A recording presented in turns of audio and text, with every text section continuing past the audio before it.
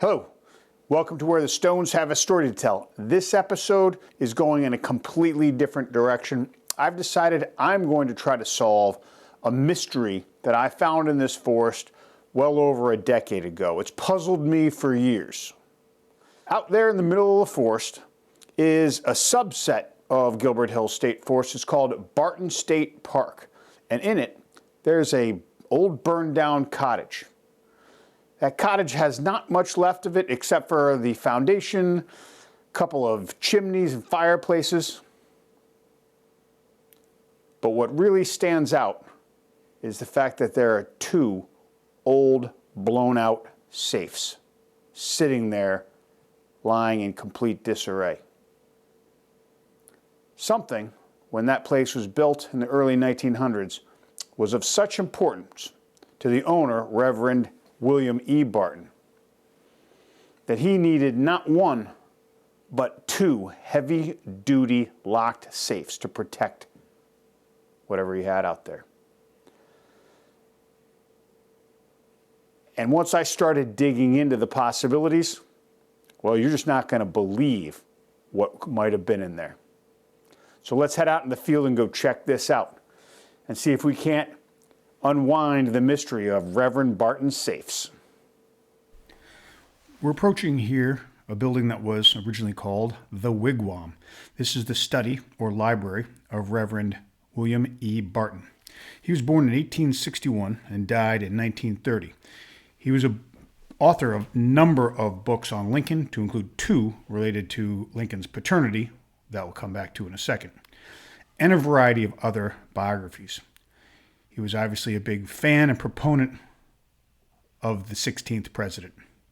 As we enter this outline of the building, the remnants, the foundation, two things stand out are these chimneys and fireplaces. This one in particular, which is built over bedrock, embedded boulders, which is kind of cool. We're going to take a peek here right inside the chimney itself.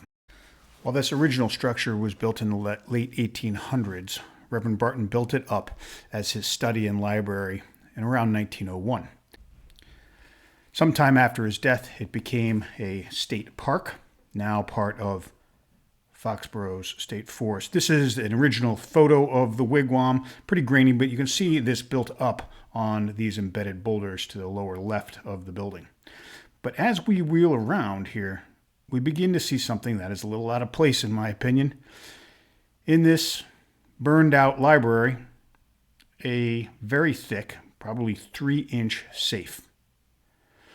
I'm going to guess, although I'm not a safe expert, that this safe and another one we're going to come across in a second were intended not only to protect items from theft, but were also probably fireproof. This is quite a puzzle. I first came across this years ago. To that right side you just peeked on, you can see some shotgun holes to it, but across the other side of the building is another safe, much larger safe. So now we got to get into what were these possibly for? What would Reverend Barton have that was so important that required this type of security? And it just so happens that a researcher, as we peek in here, I have to assume this is probably asbestos or something, all those pieces, chunks of some material inside there. A researcher by the name of Kevin Orlin Johnson, PhD, and he has written a book and some articles on Reverend Barton himself, alleging a variety of personal misdeeds, which I'm not going to mention in this video because those don't appear to be very well supported in the article. However, he goes on to say that Reverend Barton was a collector of rare documents, that he relied upon to write the books that he did about Lincoln, and that Reverend Barton was hiding a secret or two of Lincoln's. One such secret was evidence that Abraham Lincoln's parents were not married. He was illegitimate. That does not interest me so much.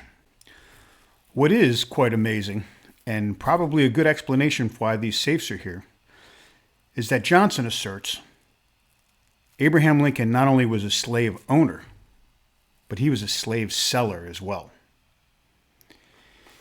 Now, how could that have happened? It may not be as far-fetched as you'd think, because Abraham Lincoln was married to Mary Todd Lincoln.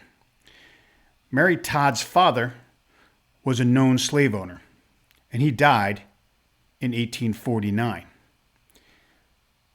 Back then, women couldn't own property. So if a slave went to marry Todd, it would have passed right through to her husband, Abraham Lincoln. And what Johnson claims to have found in the reams of papers given to the University of Chicago is the order of sale of those slaves from Abraham Lincoln. And it is Johnson's assertion that Reverend Barton stole those documents and many others relating to Abraham Lincoln, hid them to protect Abraham Lincoln's reputation, wrote books on the legitimacy of his parentage, and stored them in the wigwam until at some point they were packaged up and shipped out to the University of Chicago. So, with that, you can leave a comment. Tell me what you think. Did we solve the mystery of Reverend Barton's safes in the wigwam